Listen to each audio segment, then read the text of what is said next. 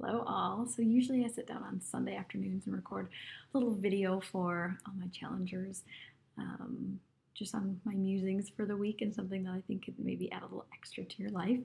I was working this weekend, so you get me Monday afternoon on my afternoon off because I'm post call. So, I'm in my comfy sweatshirt and my sweatpants, and I'm excited because this topic is a little bit, I don't know, like very brainy, so I apologize. It's a little bit nerdy and gets you thinking, but it really struck me this weekend when I was working. So I'm sure you know because I feel like I complain about it a lot.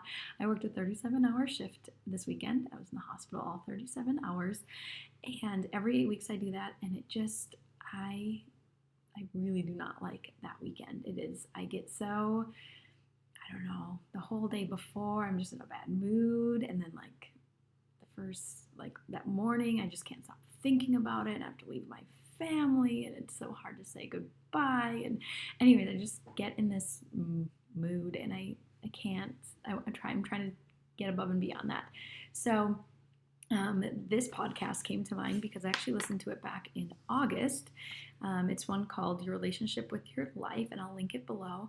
And like I said, I heard it back in August, but it came to mind because we've been doing all this gratitude work in our in the challenge group. And I was just really trying to think of gratitude things for being at the job, but that just wasn't getting me to the level of I wanted to be in a better place while I was working this 37-hour shift. And what came to mind was this idea on this podcast I listened to. It's called Your Relationship with Your Life, and kind of how you think about things. And I'll share with you kind of how I turn my weekend around after I talk to you about these topics. So I really encourage you to listen to this podcast. I will try to link it below, I guess. I don't know how to exactly link podcasts yet, but I will give you the information. I can even tell you what it was. Maybe. Here it is. So it's by Better Than Happy is the title of her. It's Jody Moore, 206, Your Relationship with Your Life. That's the podcast. And anyways, it talks about what a relationship is, and she kind of defines a relationship, which I've never thought of before, and how she just defines it is how you think about something else. So you can have a relationship with a person, you can have a relationship with a thing, you can have a relationship with an idea. All that is how you think about it. It's not how you feel, it's how you think about it.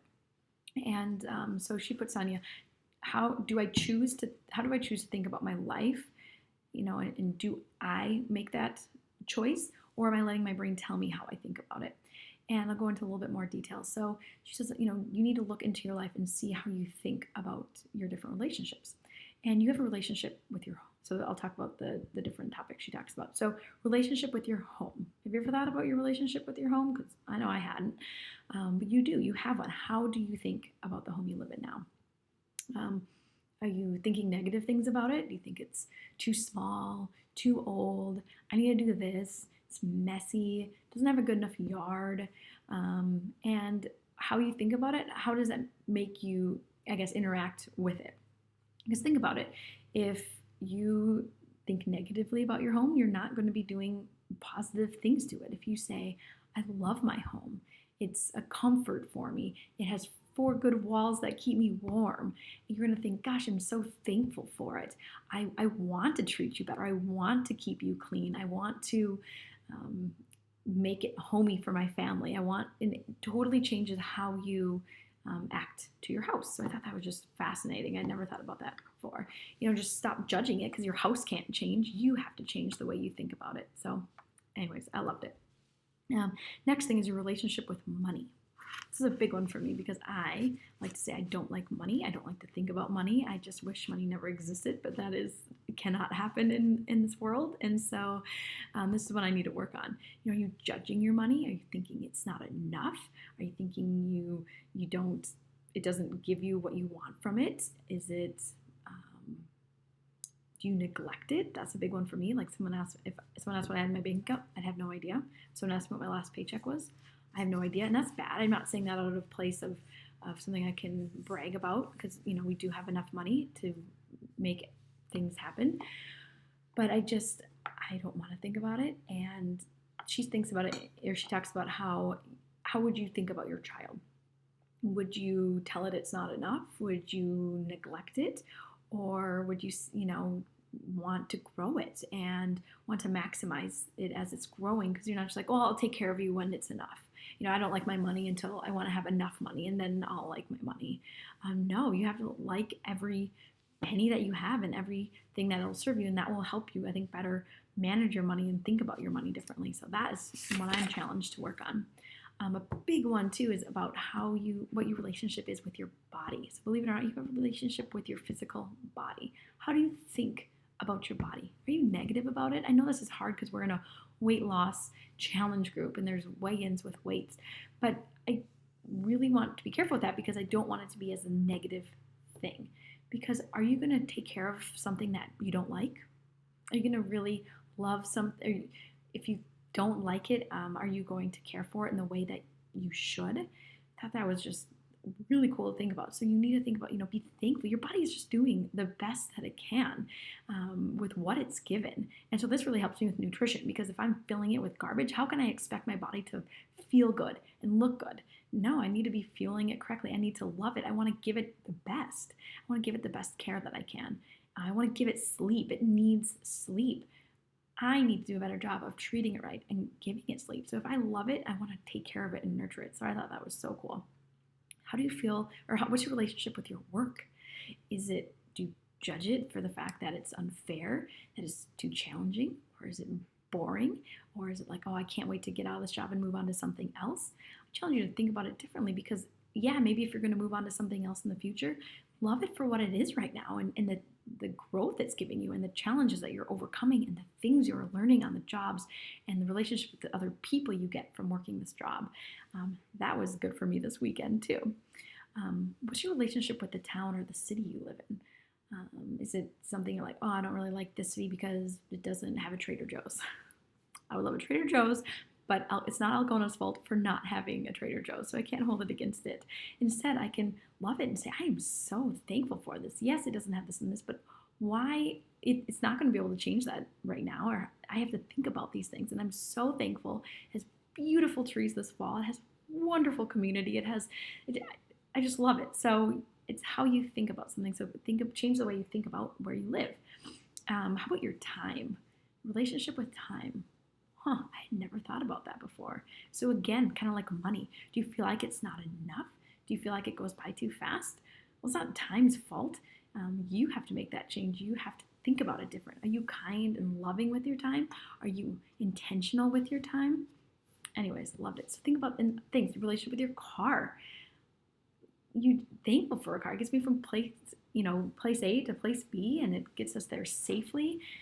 It doesn't have to be the newest and the coolest. And you're always going to want more and more and more if you aren't ever, like what you have right now. So what's your relationship like with your car? You can take care of it, because I know I tend to do a not a good job taking care of my car.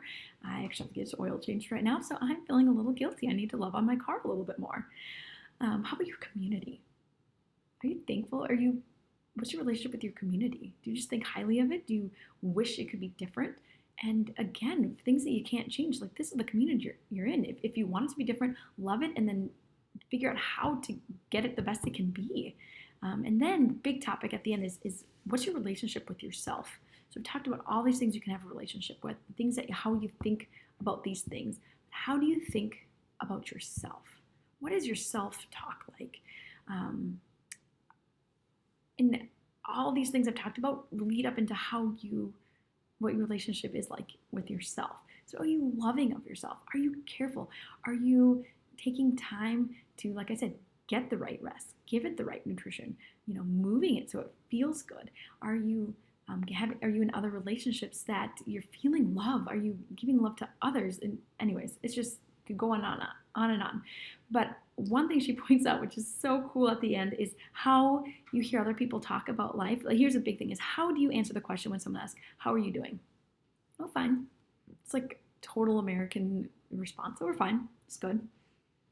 You're not going to go into big details, but you have the choice to say, how is life going right now?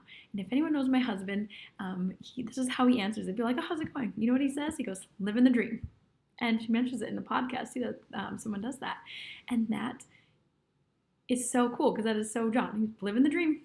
I'm just living the dream. And it's so true. So if you put that into perspective, if you start saying, I'm living the dream, yeah, I am living the dream life. I'm creating my dream life. This is what I'm living right now, and I'm working on different areas to create it into the dream that I want it to be.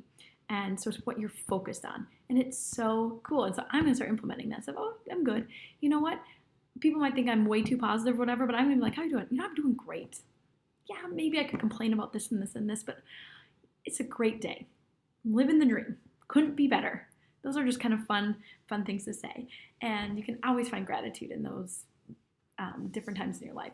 So to bring it all around forward, so this weekend I was working, and like I said, I'm covering the ER for 37 hours, and you get paid per hour, so it doesn't matter if you have a really complicated, really hard case, or if you have something simple, or if nothing comes in.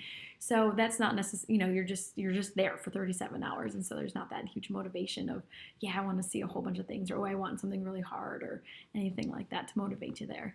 So I changed my mindset. I was like, you know what? I'm stuck here for 37 hours. Yeah, I'm not going to change it. I can't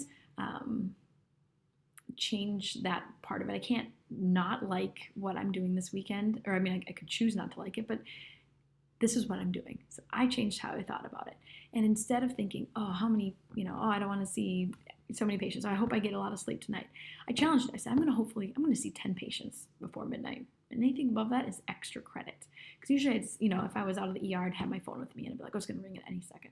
Oh, they're going to ring and they're just going to call and they're going to need something, or an ambulance is going to be called out, and what's that going to be coming in? And instead, I was like, why is my phone not ringing? I've only seen 3 and it's noon. I need to see 7 more before midnight. People better be coming in. And then when I did get the phone call, I was like, yes, let's get going. Let's go see this patient and see how I can help them. And you know what? I didn't hit my goal by midnight, and I kind of felt sad. And I had never felt that way about the job before. And so the next day, that's how I was. I said, you know, I totally changed my train of thought about it. And all the other people working there, all the nurses, support staff, I mean, I bet all of us could think of things we'd rather be doing. You know, I was missing out on a Halloween party with my kids. But again, I wasn't going to change that. So I changed the way I thought about my 37 hours. And to date, that was the best 37-hour shift that I've had, because of all on what I focused on and how I thought about the situation. Anyways, I hope this is not too crazy and too far out thinking of for you guys, but I thought it was really helpful, and it was really beneficial for me to go back and listen to it again. And I hope you can apply it. Let me know what your takeaway is, or how you think you can apply that in your life, or if it's something totally new you haven't thought of, or if you've thought of it before and how it's helped you. And I hope you guys are doing great. You guys are rocking the challenge group. I love all the encouragement. You guys are so fun. And yeah, you keep encouraging me. I've just really, really enjoyed it these last 8 days. So anyways, I'll be checking in hopefully next Sunday.